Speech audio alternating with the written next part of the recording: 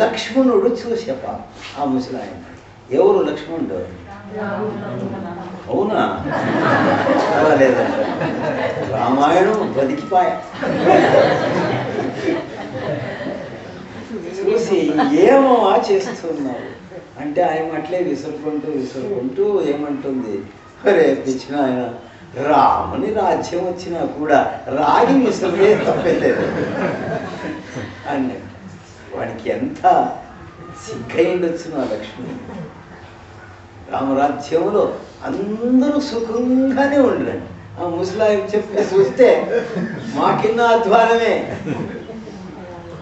అప్పుడు జనరేషన్ ఇప్పుడు కూడా ఉండేది. ఆ రీతిగా ఇక్కడ ఏం చేస్తుంది, ఓకే అది ఇస్తాను ఇది ఇస్తాను అంటుంది. ఎవరికి ఏమి చిక్కలేదు. వాడేం చేశాడు, ఇట్లా అవన్నీ చెప్పుకుంటూ ఓట్లో గెలిచిడిచినాడు. వాడు ఎమ్మెల్యే అయిపోయా, 6 నెలలు అయిపోయా. ఒకనాడు పెండ్లాం ఏమంటుంది, ఏమండి డే డే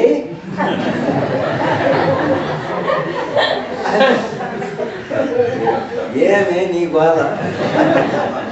లేదండి, మీరు ఒక మాట ఇచ్చిండ్రు, ఏడుదే అది, ఎలక్షన్లో గెలిచినానంటే నీకు ఒక నెక్కరీసు పంట సీల తెచ్చుకుని వస్తాను. అదేమైనా తెస్తామండి, తెచ్చుకుండా ఎలక్షన్లో అడిగినంత ఇస్తాము అని వాగ్దానం చేస్తాము, అవన్నీ చేసేదానికి వస్తుంది. తెచ్చకుండా ఉండే చీర బాగా వండుకుంటాడు.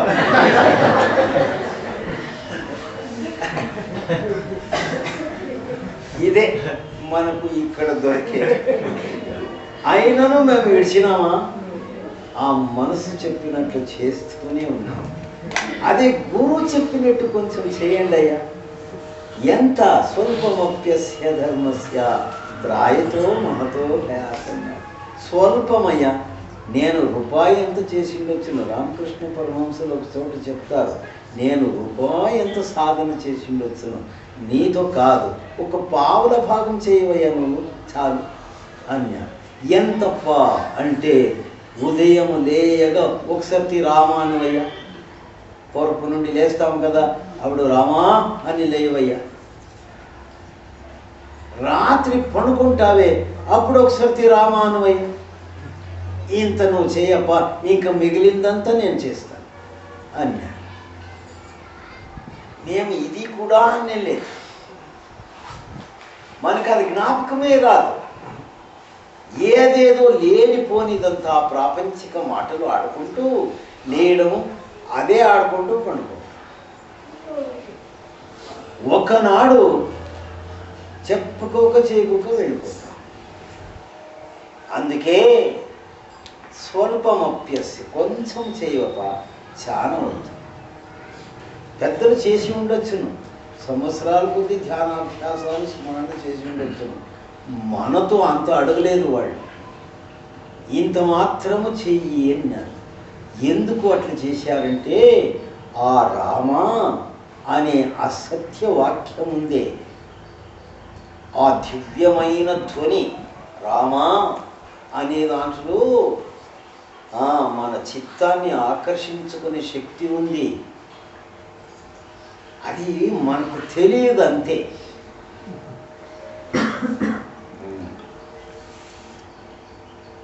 ఆ రామ శబ్దాన్ని మేము ప్రేమంగా కానీ, ప్రీతితో కానీ, బలాత్కారంతో కానీ, ఎట్లయినా కానీ నువ్వు ఒకసారి 2 సార్లు అట్లా అనువయ్యా, ఆమెటి ఏమైనా చేసుకోబో అన్నారు. ఆ రామకృష్ణ పరమహంసుల దగ్గర గిరీష్ చంద్ర ఘోష్ అని ఒక శిష్యుడు ఉండే. ఆయన మంచి డ్రామాటిస్ట్, మంచి నాటకకర్త, చాలా ఫేమస్. అనేక విధమైన పౌరాణిక సామాజిక డ్రామాలంతా స్వయంగా తానే రాసి కలకత్తా నగరంలో ఆడుతుంది. ఆయన డ్రామాలు చూడాలని దేశ విదేశస్తులు వస్తూ ఉంటారు. అంత గొప్ప వ్యక్తి ఆయన. వాడిది మేనర్స్ అంటే జీవన శైలి ఎట్లుండే అంటే బాగా ఉండే. వేశ్యాగమనము, త్రాగడము, అవి ఇవి తినడం ఇట్లా. ఒక్కనాడు ఏమైంది, రామకృష్ణ పరమహంసులు కలకత్తా నగరానికి ఒక భక్తులు ఇంటికి వచ్చినాడు. ఆ భక్తుడు ఈ గిరీష్ చంద్ర ఘోష్కి స్నేహితుడు. వాడేమంటాడు, అయ్యా ఎన్నో విధమైన ప్రపంచంలో ఆడరాని ఆటమంతా నువ్వు ఆడినావు, ఇప్పుడు పరమహంసులు వస్తున్నారు మా ఇంటికి, వాళ్ళేం నువ్వు వినొద్దు, ఊరికే దర్శనం చేసుకొని పోవయ్యా అన్నాడు.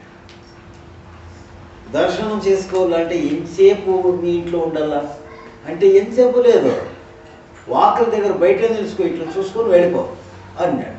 అట్లయితే వస్తాను అన్నాడు. పోయేవాడు ఏమైంది, బాగా తాగేడిచినాడు. తాగినోడు ఎట్లా నడుస్తాడు, స్వామి తాగలేదు లేదంటే చూడాడు, ఊగులాడుకుంటూ ఏదేదో మాట్లాడుకుంటూ అక్కడికి వచ్చినాడు. ఆ వాకు దగ్గర నిలుచుకుని ఎట్లా తొంగి చూసినాడు.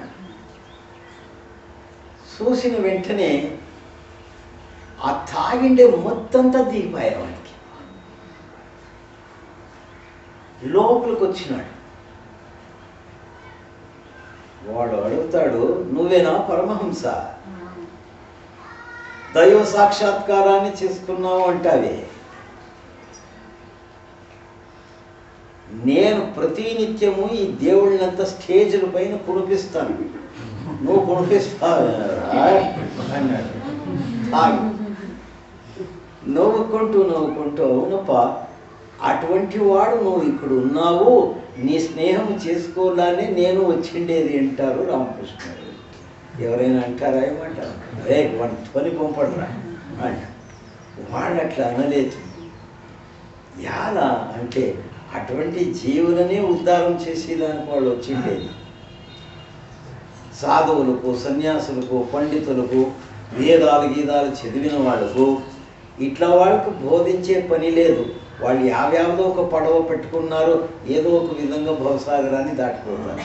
ఏమి వ్యవస్థ లేని వాళ్ళు మా ఎట్లా వాళ్ళే. మనకి ఎవరయ్యా బోధించేది, సంతులే మనకు బోధించాలి కానీ ఇంకెవరితోనూ కాదు. ఆయన అవునప్ప, దానికే నేను చూసేదానికి వచ్చినాను. ఒరే నా కంపెనీ వాడే వీడు అనుకున్నాడు. ఆయన స్నేహం అప్పుడే కలిగించి ఏం చేసి ఉపాయం, వాడు మాదిరిగా అయిపోయా పరమహంసుడు. వాడు మాదిరిగా అయిన వెంటనే వీడు మాదిరిగా అయిపోయా. అప్పుడు కూర్చున్నాడు, నవ్వుతూ మాట్లాడుకుంటూ, స్వామి నిన్ను చూస్తే ఎంత శుద్ధంగా ఉన్నావయ్యా, ఎంత పవిత్రంగా ఉన్నావయ్యా,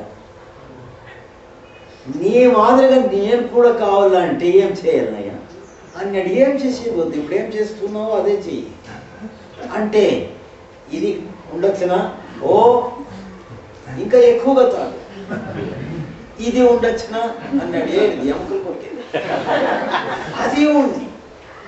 తర్వాత ఇది ఉండొచ్చునా అంటే వేశ్యలు భుజం పైన చేయి వేసుకొని పోరాడే, అది ఉండదు ఉండే అన్నాడు. ఎవరంటారయ్యా, ఎవరు అన్నారు ఈ విధంగా. ఇవన్నీ చేయమంటాడే, ఎట్లా వాడరా వీడు అని ఆశ్చర్యం అయిపోయి చాలా క్లోజ్ మూమెంట్స్ వచ్చేసేవాడిని. వచ్చి ఏం చేసినాడు, ఆ రామకృష్ణుని దగ్గరికి పోయి, మరి ఒక 20 ఏళ్ళ క్రింద నీటువంటి వాడు నాకు చిక్కింటే ఎంత బాగుంటుందే, నువ్వు ఏమైనా తీసుకుంటావా అని జోబులో చేయి వేసి బాటిల్ తీసేపోయి, తాగుదామయ్యా. ఎట్లా తాగాలంటే ఆ తాగేది కూడా నేను నేర్పిస్తాను. ఇది గంటలు, 1 గంట 2 గంట ఉంటుంది దీని మొత్తం. నేను ఒక బాటిల్ ఇస్తాను నీకు, అది తాగితే జీవితం అంతా మస్తుగా ఉంటావయ్యా. ఊరి అది యావద్రా, అది షాంపైన్. ఇన్ని దినాలు ప్రపంచంలో ఉండేటువంటి ఏదేది తాగేది ఉన్నో సుపీరియర్ క్వాలిటీ, ఇన్ఫీరియర్ క్వాలిటీ,